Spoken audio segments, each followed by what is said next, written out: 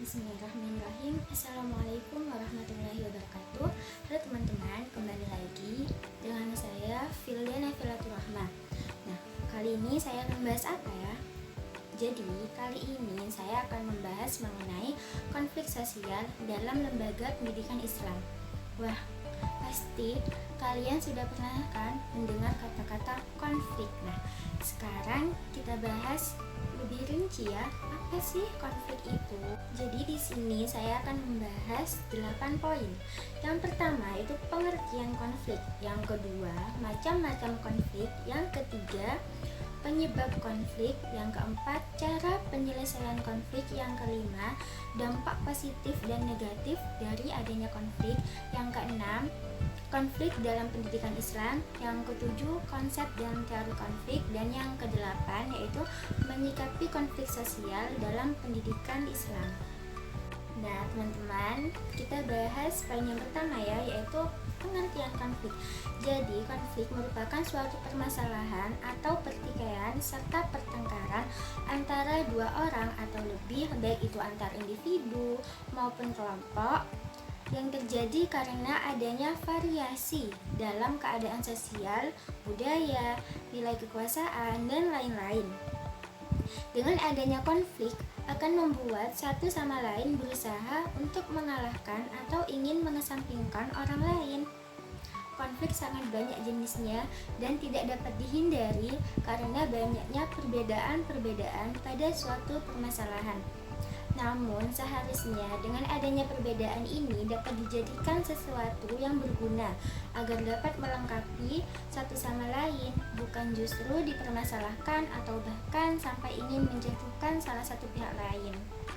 Sekarang kita bahas pada poin yang kedua ya, yaitu macam-macam konflik. Jadi macam-macam konflik sendiri dibagi menjadi 7. Yang pertama yaitu konflik pribadi. Konflik ini disebabkan adanya perselisihan antara dua orang yang memiliki perbedaan pendirian serta perbedaan pendapat dan saling menyalahkan satu sama lain tanpa ada yang mau mengalah. Nah, contoh dari konflik pribadi ini seperti pertengkaran antara kakak dan adik yang mempunyai kemauan berbeda. Karena tidak ada yang mau mengalah, maka timbullah suatu konflik. Dan yang kedua yaitu konflik antar kelompok. Konflik ini disebabkan karena adanya perselisihan antara dua golongan. Pada konflik ini, dua golongan sama-sama memiliki keinginan dan tujuan yang sama, namun dalam menggapainya dengan cara yang tidak baik serta saling menjatuhkan antara satu sama lain. Contoh dari konflik antar kelompok ini yaitu tawuran antar sekolah yang terjadi di kota-kota besar misalnya. Mereka saling menginginkan dan menunjukkan bahwa sekolahnya yang paling kuat. Namun caranya yaitu salah. Mereka menggunakan cara-cara yang tidak baik. Dan yang ketiga yaitu konflik antar kelas. Konflik ini disebabkan karena adanya perbedaan serta menyebabkan perselisihan antara dua orang maupun kelompok yang berbeda pada tingkatan yang beda. Kelas di sini dimaksudkan pada suatu kedudukan yang ada pada lingkup masyarakat. Contohnya yaitu demo para pedagang ikan yang menuntut agar harga ikan diturunkan karena kurangnya pembeli dan menyebabkan pendapatannya untuk memenuhi kebutuhan menjadi berkurang. Yang keempat yaitu konflik politik. Konflik ini biasanya terjadi pada dunia politik dan disebabkan karena adanya perbedaan suatu pendapat, pandangan, cara berpikir yang berbeda tetapi mempunyai satu tujuan, yaitu memegang kekuasaan yang diidamkan atau yang diinginkan. Contohnya yaitu dalam suatu pemilihan antar partai biasanya mengeluarkan pendapatnya serta saling menjelekkan dengan tujuan memenangkan pemilihan tersebut dan menduduki kekuasaan yang ingin dicapainya. Dan yang kelima yaitu konflik ekonomi. Konflik ini biasanya terjadi karena adanya persaingan antar pekerja dalam kegiatan ekonomi, baik itu antar individu maupun antar kelompok. Contohnya yaitu adanya persaingan yang dilakukan antara perusahaan agar dapat meraih lebih banyak konsumen, dan biasanya dengan menyebarkan berita kurang bagus terhadap saingannya dalam pekerjaan. Yang keenam yaitu konflik hukum. Konflik ini biasanya terjadi karena adanya perlakuan tidak adil yang dilakukan pada suatu individu maupun kelompok. Perlakuan adil tersebut ada karena terdapat hukum yang diberlakukan tidak sesuai dengan apa yang telah diterapkan. Contohnya yaitu adanya demo yang dilakukan oleh para masyarakat serta mahasiswa untuk menuntut hukum yang tidak adil terhadap seseorang koruptor. Yang ketujuh yaitu yang terakhir, konflik agama. Di Indonesia mempunyai bermacam agama, ras, dan suku. Jadi konflik agama masih sering terjadi. Contohnya yaitu seperti melakukan ibadah dengan alasan tempat ibadah tersebut belum memiliki izin yang benar, maka ada salah satu pihak yang ingin mengganggu bahkan merusak tempat ibadahnya. Keadaan tersebut masih sering terjadi. Nah, sekarang setelah mengetahui pengertian konflik, macam-macam konflik, kita masuk ke poin yang ketiga ya, yaitu penyebab konflik. Sebenarnya penyebab konflik itu sangat beragam karena perbedaan-perbedaan itu pasti ada, namun yang sering kita jumpai adanya konflik itu terjadi karena tiga hal. Yang pertama yaitu terdapat perbedaan prinsip serta kepercayaan atau keyakinan. Yang kedua yaitu terdapat perbedaan kebudayaan, dan yang ketiga yang masih sering terjadi yaitu terdapat perbedaan keinginan atau kepentingan yang hendak dicapai. Nah, sekarang kita masuk poin yang keempat ya, yaitu cara penyelesaian konflik. Nah, pasti teman-teman kan semuanya bertanya, konflik ini masih sering terjadi, namun apa yang seharusnya kita lakukan agar dapat menghindari konflik ini? Jadi, cara penyelesaian konflik sendiri itu dibagi menjadi 5 macam. Yang pertama, yaitu penengahan atau mediation. Dalam metode ini menggunakan menyelesaikan suatu konflik dapat mengundang atau menyewa penasehat yang bisa menjadi penengah antara permasalahan yang sedang dihadapi, dan biasanya dengan adanya penghubung ini dapat memperjelas fakta-fakta yang telah ada antara kedua belah pihak agar permasalahan dapat dibicarakan secara lebih jelas dan adanya solusi yang dapat mengatasi permasalahan-permasalahan yang sedang terjadi. Yang kedua yaitu dengan arbitrasi atau disebut arbitration, yaitu dalam menggunakan metode ini dalam menyelesaikan suatu konflik biasanya dengan melibatkan pihak ketiga yang dianggap bisa untuk menyelesaikan suatu permasalahan tersebut. Biasanya orang yang dituakan atau seorang ustadz atau seorang kiai dan semacamnya. Pihak ketiga ini biasanya mendengarkan terkait penjelasan permasalahan kedua belah pihak serta mampu menawarkan solusi untuk menyelesaikan permasalahan yang sedang dihadapi. Yang ketiga yaitu kompromi. Dalam menggunakan metode ini untuk menyelesaikan suatu konflik biasanya diselesaikan dengan cara mengurangi keinginan dan harus ada kesadaran dalam diri individu maupun kelompok.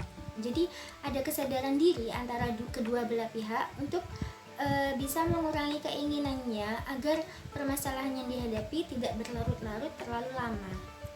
Yang keempat yaitu paksaan.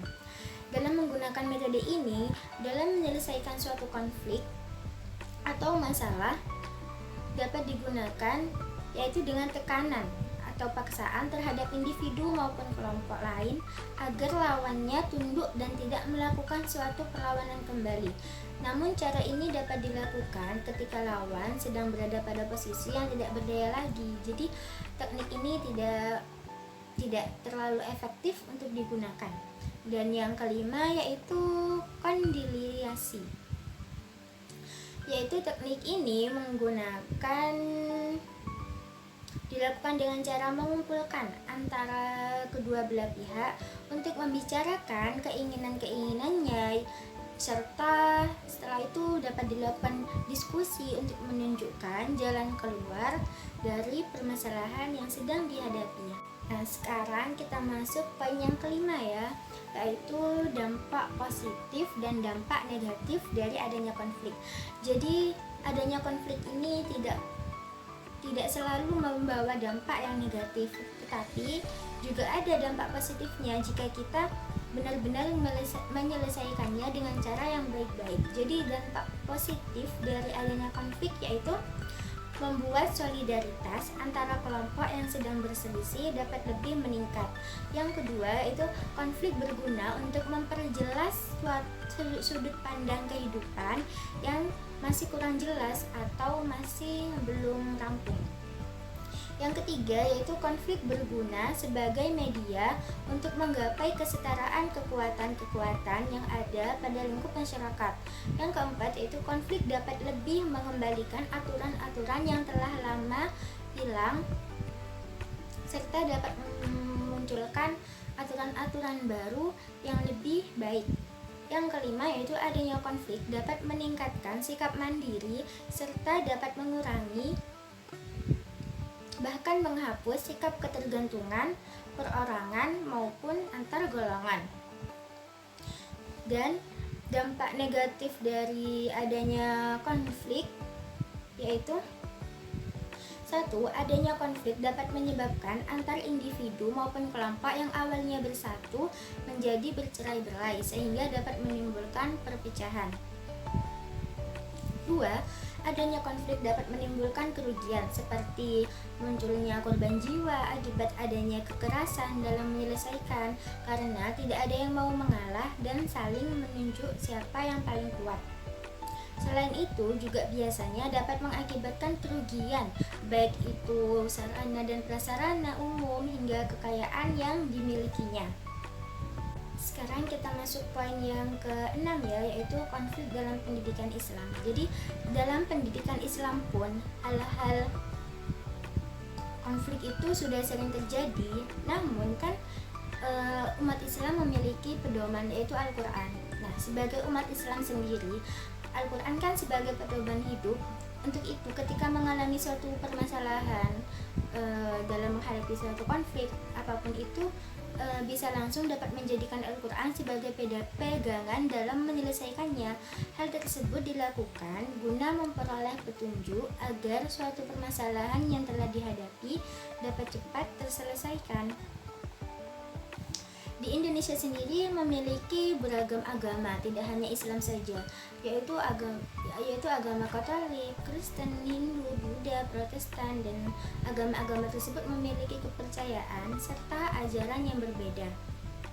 Tak jarang adanya perbedaan agama ini kadang dapat memicu timbulnya konflik karena adanya orang yang tidak bisa menjaga perbedaan tersebut dengan baik, dan hal tersebut dapat memicu perselisihan antar umat beragama.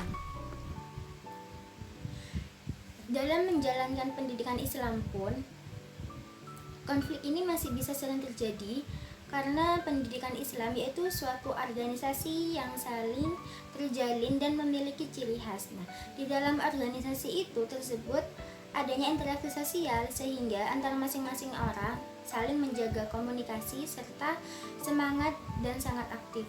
Pada saat terjadinya suatu komunikasi yang telah terjalin tersebut, terdapat perbedaan-perbedaan antar individu sehingga dapat memicu terjadinya konflik. Jadi terjadinya konflik ini sudah pasti terjadi adanya perbedaan-perbedaan baik itu antar individu maupun antar kelompok. Jadi pada lembaga pendidikan Islam pun konflik ini masih sering terjadi. Tetapi sebagai makhluk sosial yang memiliki tujuan untuk mendapatkan suatu pengajaran atau ilmu yang nantinya dapat dijadikan sebagai pedoman dalam menjalankan hidup lebih baik, bahkan sudah seharusnya kita dapat menghindari konflik dalam meraih suatu ilmu. Hal tersebut dilakukan agar sebagai makhluk sosial dapat lebih menghormati antar manusia.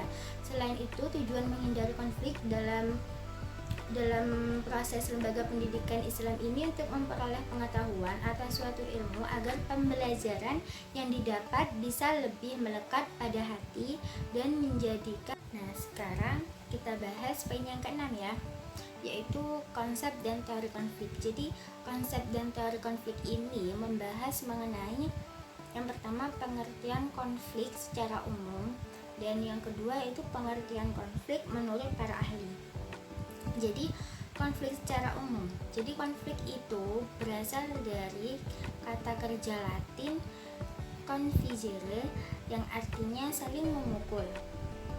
Sedangkan secara sosiologis, konflik dikatakan sebagai suatu proses antara dua orang atau lebih, atau juga bisa grup ataupun golongan, di mana salah satu pihak berusaha meniadakan pihak lain dengan cara menghancurkan atau membuatnya tidak bisa melawan lagi. Sedangkan pengertian konflik menurut para ahli yaitu yang pertama, menurut Takuiri dalam Newstorm dan Davis pada tahun 1977, konflik adalah warisan kehidupan sosial yang dapat muncul dalam berbagai keadaan ketika situasi ketidaksepakatan, kontroversi, dan konflik bertahan antara dua pihak atau lebih. Dan yang kedua yaitu menurut Gibson pada tahun 1997, yaitu beliau menyatakan bahwa hubungan tidak hanya dapat menciptakan kerjasama, tetapi hubungan yang saling bergantung juga dapat menciptakan adanya konflik. Nah, jadi hal ini terjadi karena setiap komponen organisasi memiliki kepentingan ataupun tujuan mereka sendiri dan mereka tidak bisa bekerja sama lagi. Dan yang ketiga yaitu menurut Robin pada tahun 1996, beliau menyatakan bahwa adanya konflik dalam organisasi ditentukan oleh persepsi individu maupun kelompok. Jika mereka tidak menyadari adanya konflik dalam organisasi, konflik tersebut umumnya dianggap tidak ada. Di sisi lain, jika Anda merasakan konflik dalam organisasi, maka konflik tersebut telah menjadi kenyataan. Sekarang kita masuk ke teori konflik. Jadi, teori konflik menurut Karl Marx muncul karena adanya pembagian kelas dalam masyarakat. Kelas sosial berada antara burjuasi dan proletariat, sehingga burjuasi memiliki modal untuk memiliki alat-alat produksi, sehingga dapat terjadi pembagian kelas dalam masyarakat. Karl Marx menunjukkan bahwa masyarakat Eropa pada abad ke-19 terdiri dari kelas burjuasi dan kelas pekerja. Kedua kelas tersebut tentu saja berada dalam struktur sosial yang jelas berbeda, maka dari situlah timbulnya suatu konflik. Sekarang kita masuk ke materi yang terakhir, yaitu materi yang ke-8, yaitu menyikapi konflik sosial dalam pendidikan Islam. Seperti yang kita ketahui, Islam merupakan agama yang rahmatan lil alamin. Maksudnya yaitu Islam kehadirannya menciptakan kedamaian dan ketenangan pada masyarakat. Untuk itu, orang yang menjalankan kewajibannya maka akan paham dengan konsep ini dan selalu berusaha untuk selalu menjaga kedamaian, serta bukan kedamaian bagi dirinya sendiri, melainkan kedamaian bagi seluruh manusia, serta mencegah adanya perselisihan ini atau yang biasa disebut dengan konflik. Untuk itu, sebagai umat muslim menjalani kewajibannya untuk menjaga daerah sekitar bahkan negaranya agar selalu hidup dengan tentram tanpa adanya suatu permasalahan sehingga dapat menyebabkan perpecahan. Namun pada saat ini adanya suatu konflik atau permasalahan kan masih sangat sering terjadi pada kehidupan sosial. Masih sangat sulit dihindari karena masih banyaknya orang yang tidak bisa menurunkan egonya. Bahkan konflik tidak hanya terjadi pada kehidupan bersosial saja. Pada pendidikan Islam pun masih sering terjadi. Hal tersebut itu biasanya terjadi karena adanya perbedaan opini ataupun pendapat antara kedua belah pihak, baik itu antar individu maupun antar golongan. Cara Islam dalam menghadapi sebuah konflik sendiri yaitu biasanya dengan cara melakukan musyawarah. Jadi dengan adanya musyawarah, kedua belah pihak itu bisa saling berdiskusi apa sih permasalahannya dan bagaimana cara penyelesaiannya dengan mengambil keputusan dengan suara yang terbanyak. Jadi dengan adanya musyawarah tersebut, dengan mengumpulkan antara kedua belah pihak, jadi nanti insya Allah akan terciptanya suatu perdamaian tanpa ada yang ingin menjatuhkan lagi antara satu sama lain, tanpa adanya pertikaian, pertengkaran dan semacamnya. Dan semoga sedikit yang bisa saya sampaikan ini bisa bermanfaat bagi semua, bagaimana cara menghindari konflik yang benar yang tadi sudah saya jelaskan agar kita semua bisa hidup dengan damai dan tentram. Sekian dari saya, kurang lebihnya saya mohon maaf. Wassalamualaikum warahmatullahi wabarakatuh.